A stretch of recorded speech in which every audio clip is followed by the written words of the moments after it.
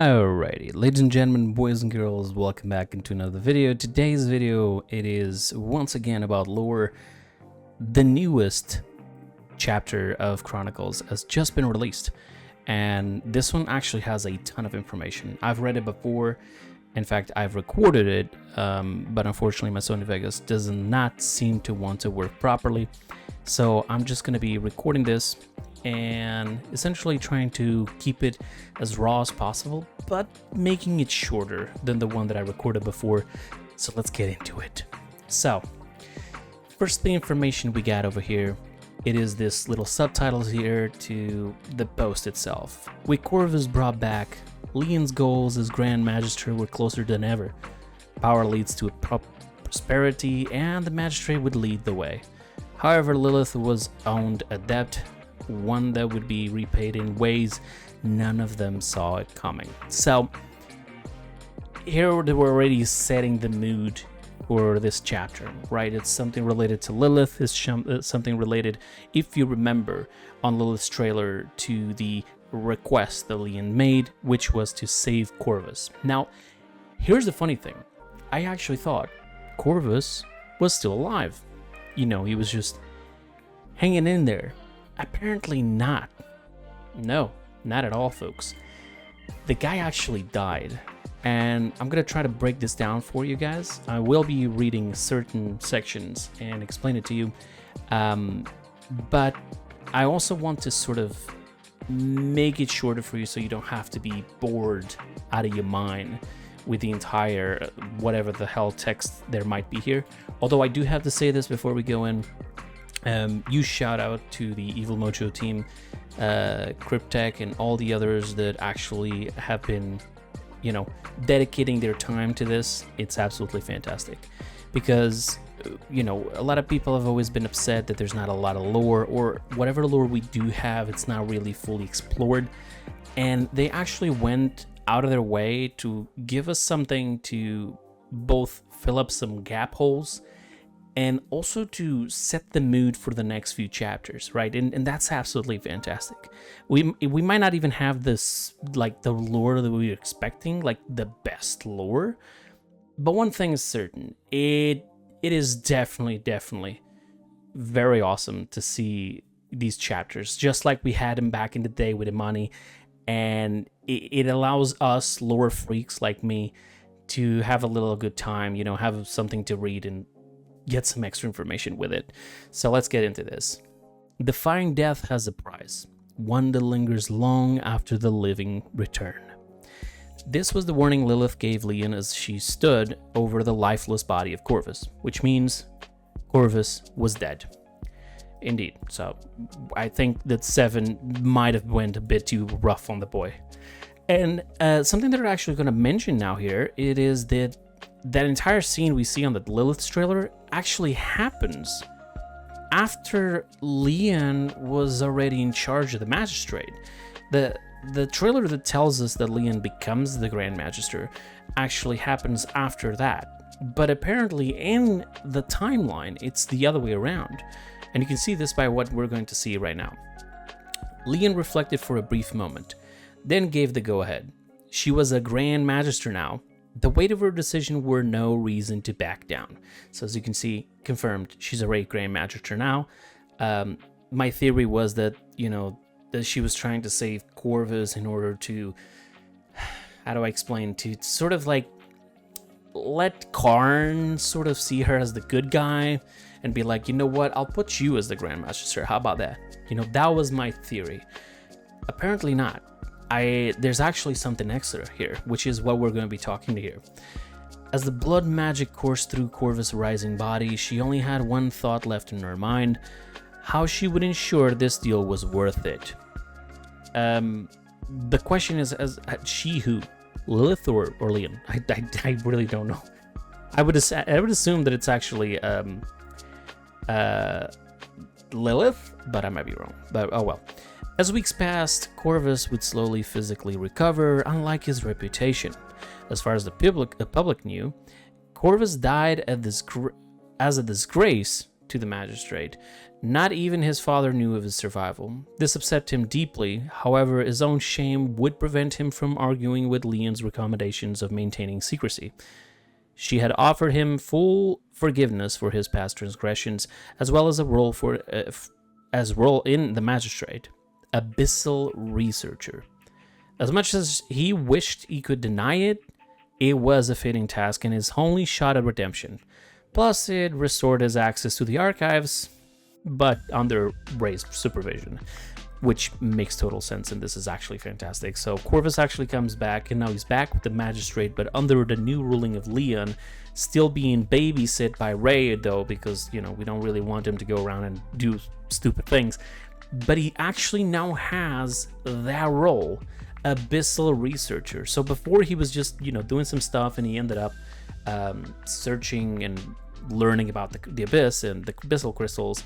And for those who didn't know, he had the dagger, the abyssal dagger, before the City of Ceres event.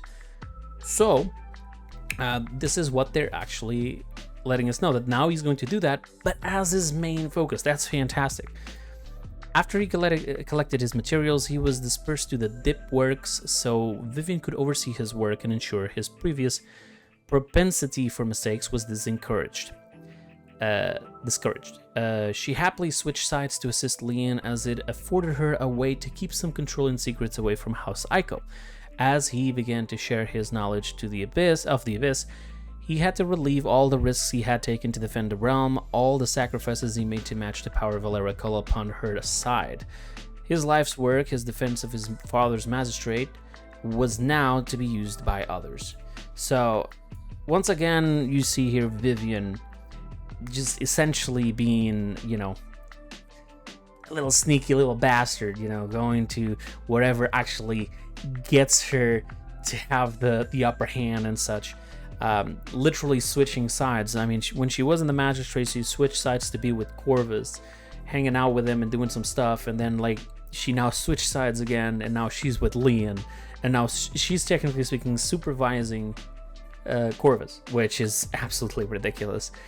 Somebody who actually went under the leadership of Corvus is now doing the opposite, with obviously still some secrets there. And obviously Corvus now thinks, dude, everything I've done so far, I'm gonna have to now give it away for somebody else to use. You know, I was helping my father with this might end up bad, but hopefully that's not really the biggest issue we have here to worry about. Lilith's terms were simple.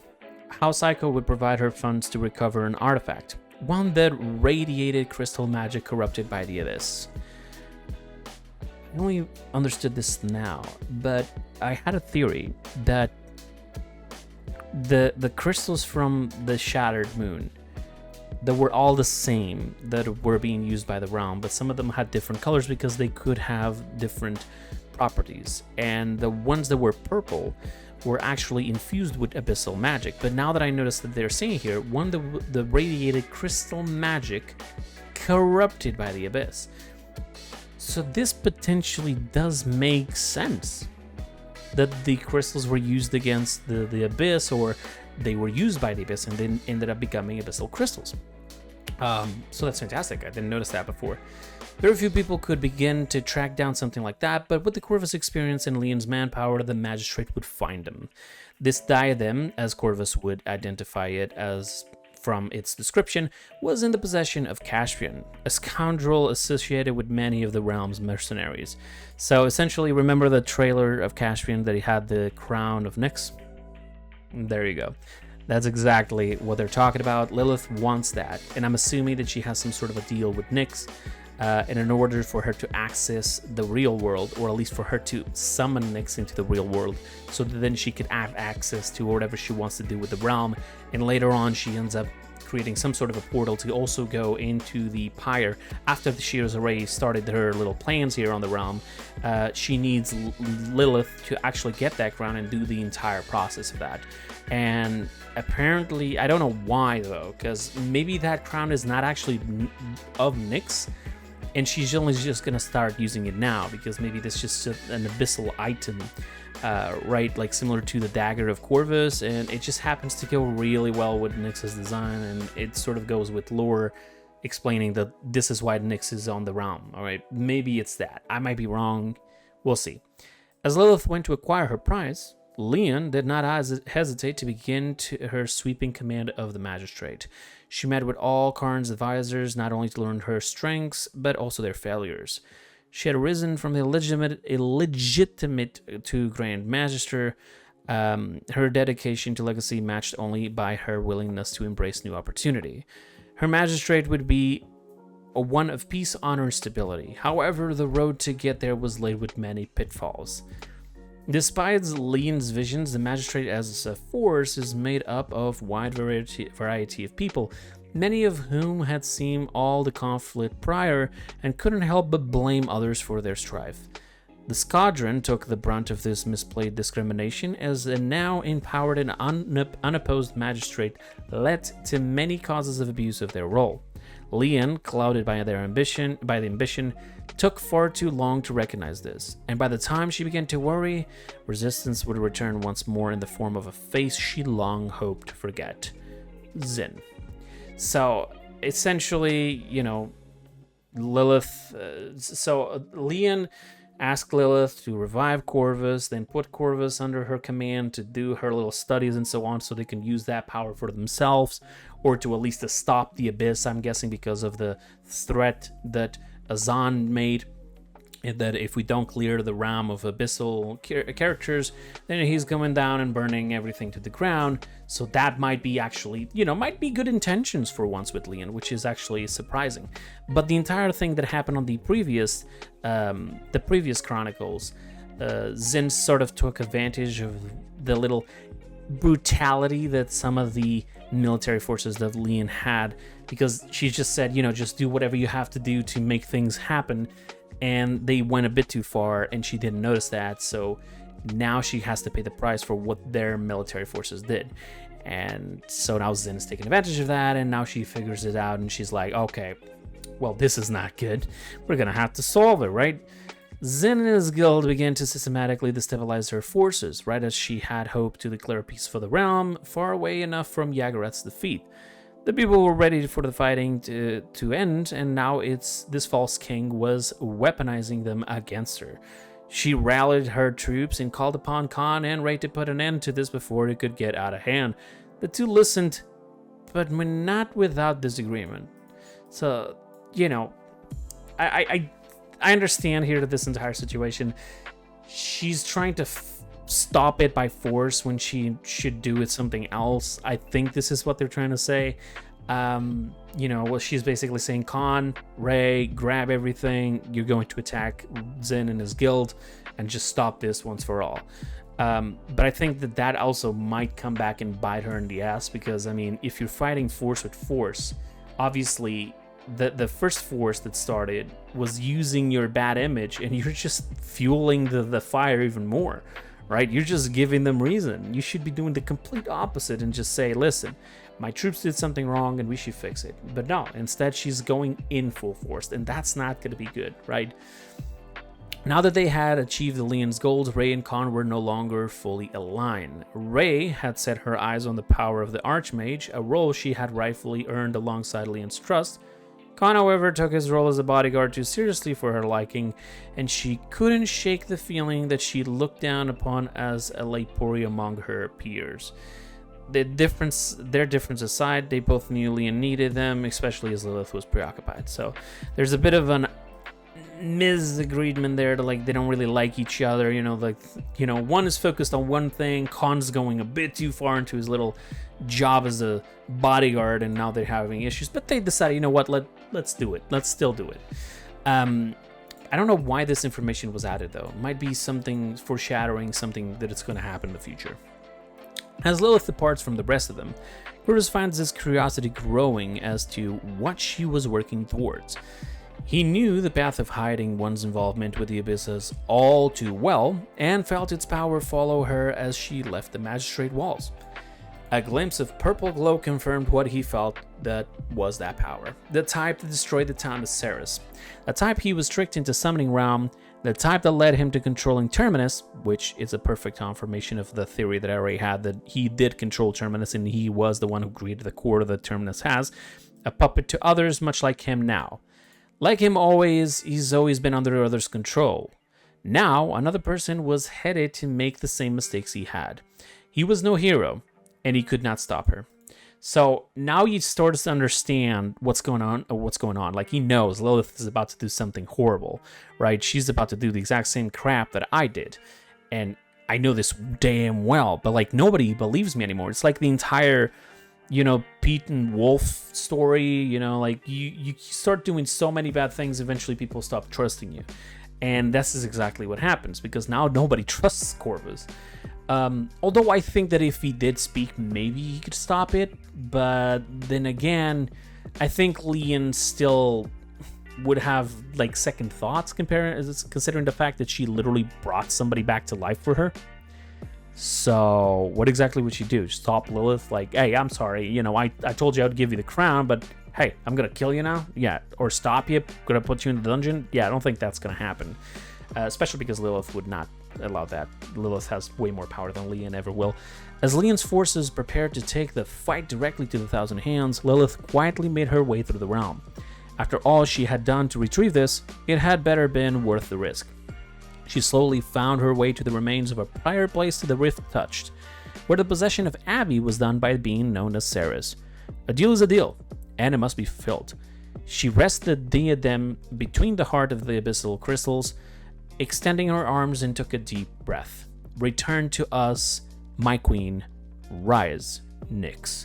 So, essentially, we now know what happened here.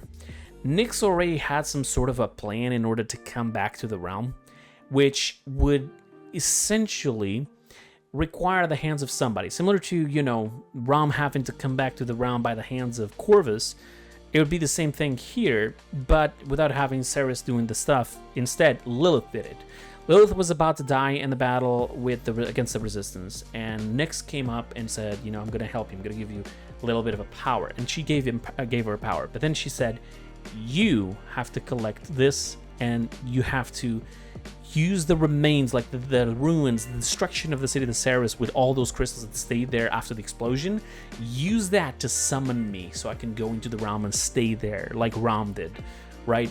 I'm having a little small feeling that these abyssal lords don't really work together very well, because I'm sorry.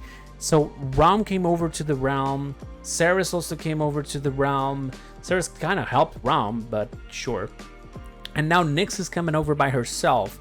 So it does not seem like teamwork to me very much. So this might be the best advantage that, Azan is going to have if he ever gets freed, or if he hasn't died already. But yeah, there you go. So now we know who actually allowed Nyx to come over to the realm. We also know that from the previous chronicles that Iago might come back as well. We also know now that Corvus is staying alive and, is actually working with Lian and doing some abyssal research. And the fight between the Magistrate and the Resistance is also going to happen. So a lot of things are going on right now. A lot of things are set in motion. This is absolutely fantastic. I love this story so much. Although I gotta be honest, nothing can compare to the entire Furia Ceres, City of Ceres lore, Rise of Furia. Like, that was absolutely brutal. Even the music they did for that, it was just absolutely fantastic. And so the event that we have now back in the game, by the way, Rise of Furia, available every once in a while. So it's going to come back, and I think it had some changes, but I can't really talk about them because I don't know if they're confirmed yet. So stick around, follow my socials, and also come over to the Paladins.com website and check out the news every once in a while so you guys can see if anything changed. And just to finish this off, today is day 6, I think. Yes, 6, Thursday. I'm literally just a couple minutes before Friday. Tomorrow, day 7. You might be seeing this right now as I publish it on YouTube. Tomorrow, day 7, I'm going to be doing a Subathon/Dunathon. And this is what's going to happen here. Now, I want you guys to understand that just because I got these goals here and they have like massive values, the idea is not that I want you guys to break these values. The idea is we're just there to have fun, right? So anything that happens here, as you can see, the timers will increase the clock. So at 3 p.m. London time, I'm just going to start a stream of like 2-3 hours or whatever with a clock. Any follow, prime, Twitch sub, tier 1, tier 2, gifted subs, bits, and even donations will increase the timer. There's always people who are, you know, already planning on donating, and I already told them, don't donate right now, just wait for the Subathon, you know? And they already said that they are, you know, then they'll save it for the Subathon Donathon, which means, you know, I gotta here a couple of different goals that we're gonna to probably achieve. And if it just happens that we reach to the last ones, then fantastic, we have something to do, because it wouldn't be the first time that I do like just a little bit of goals and they all get broken, and then we're like, just okay, now we got like 8 hours of stream, what am I gonna do? There's nothing to do. So, you know, there's always goals, at least, that if these limits get broken, at least we got something to do. All right, so feel free to join me. And if this is already past the Subathon, all right, it's at my Twitch channel, obviously, twitch.tv/creepersyt. If the Subathon is already over, I might still do more of these in the future. All right, there's literally nothing that forbids of that happening. And just explaining one thing, the reason why I specifically have donations and not subs, it is because unfortunately I've reached the conclusion that for as much as I love Twitch, for all the work they do and for everything they allow us streamers to have as tools and so on, they somehow eat a lot from subs. People can legit just waste like 400 euros and not even 100 or something goes to the streamer. It is absolutely ridiculous. And I understand that they got to make their money, but the numbers don't match up. So if if people want to spend that money, if they go through donations, it will be a lot more, you know, even the donator itself feels like they have, you know, they made a better choice. And I've already spoke to a ton of people and they agree exactly with the same. So there you go. All right, if you have any further questions from this, you can ask away down in the comments below. If you have any suggestions for stuff that I can do in future Subathons, by all means. And if you guys want to join us, probably gonna have my legs shaved, my fingernails painted from my hands, and we're gonna do some other crazy stuff and play some Paladins and other horror games. Sheno offered me the Demonologist game. We might even try that one there as well. Maybe we can go some Minecraft, etc.